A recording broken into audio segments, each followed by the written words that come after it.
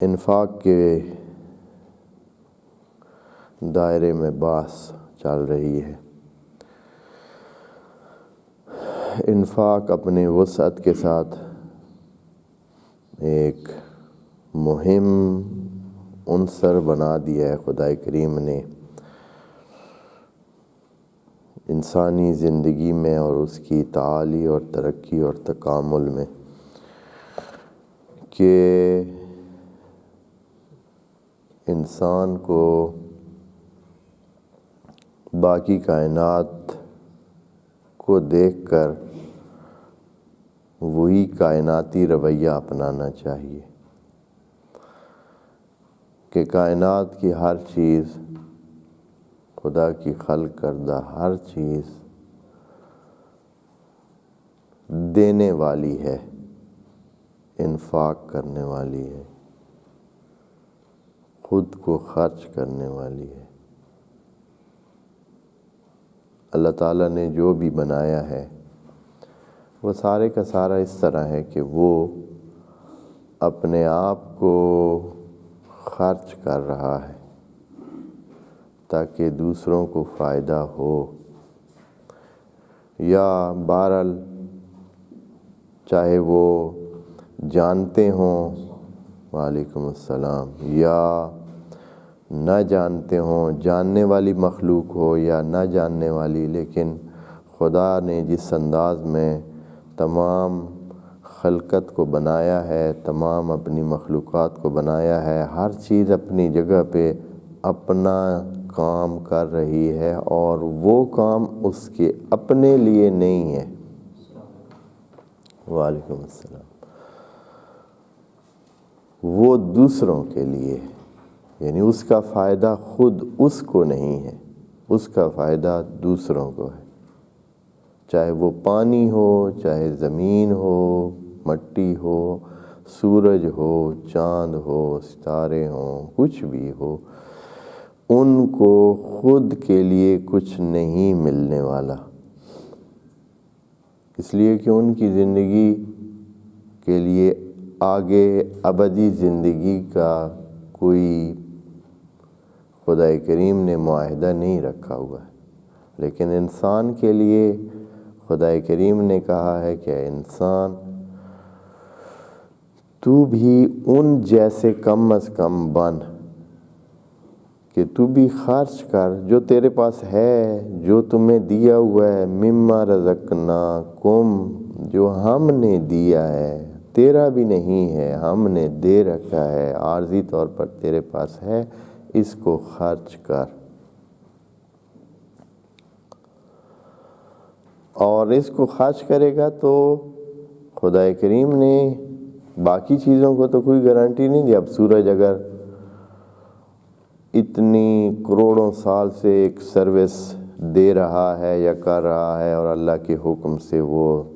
ایک چکر میں چل رہا ہے، ایک فلک میں پھر رہا ہے، تو اس کو کیا ملنا ہے؟ بس ایک دن آئے گا کہ اس کو لپیٹ دیا جائے گا اور بات ختم۔ زمین اتنی خدمت کر رہی ہے، انسانوں کو سب کچھ دے رہی ہے، باقی چیزوں کو سب کچھ دے رہی ہے، جو کچھ اپنے سے اس کے پاس ہے وہ خلق لکم ما فی الارض جمیعا، انسانوں آپ کے لیے زمین میں موجود ہر چیز خلق کیا، یعنی زمین آپ کی سروس میں انفاق کرنا اس کے فطرت میں لکھ دیا گیا ہے۔ وہ انفاق کرے گی، خرچ کرے گی، دے گی۔ تو یہی چیز انسانوں سے بھی خدا کریم نے چاہی ہے کہ انسان میری خلقت جیسے تم، باقی خلقت جیسے تم بھی بن جاؤ، اور ساتھ یہ بھی کہا ہے کہ اے انسان تمہیں اس دنیا میں بھی تمہاری کمزوری نہیں ہوگی، تمہیں کوئی کمی کاستی نہیں ہوگی انفاق کرنے سے۔ اور پھر آج جس آیت میں ہم آئے ہیں، اس میں خدا کریم اس آخرت کے لیے بھی ابدی زندگی کے لیے بھی گارنٹی دے رہا ہے کہ نہ صرف یہ ہے کہ تمہیں انفاق کرنے سے اور خرچ کرنے سے یہاں کوئی کمی کاستی نہیں ہوئی، جیسے کہ خدا کریم نے زمین خرچ کرتی ہے، مسلسل دے رہی ہے، مسلسل وہ اپنے سے چیزیں دے رہی ہے، لیکن کوئی بندہ اگر کہے کہ زمین سے کچھ کم ہوا ہے، مسلسل دے رہی ہے۔ سمندر مسلسل لوگ ادھر سے کروڑوں ٹن چیزیں نکال رہے ہیں، سمندر سے کروڑوں ٹن چیزیں نکال رہے ہیں، خود مچھلیاں نکال رہے ہیں، کھانے کی چیزیں، دوسری چیزیں، پتہ نہیں کیا کیا چیزیں سمندر سے نکالی جا رہی ہیں، کروڑوں ٹن، ایسے تھوڑا نہیں ہے، اربوں ٹن بن جاتا ہے سالوں میں، نکالا جا رہا ہے، لیکن کیا کام ہوا ہے اس میں؟ زمین سے اربوں انسان خوراک لے رہے ہیں، زمین سے چیزیں نکل رہی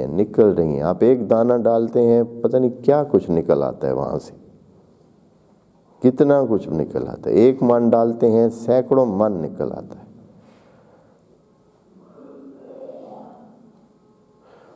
کوئی کہے کہ زمین کم ہو گئی ہے، پہلے سے تھوڑی ہو گئی ہے، یہ سمجھانے کے لیے کہ انسان غلط فہمی میں نہ رہے۔ سورج ہے، کب سے وہ اپنی تپش اور یہ گرمی اور روشنی اور جو اس کی زندگی کے آثار اس میں ہیں، وہ سارے وہ نہایت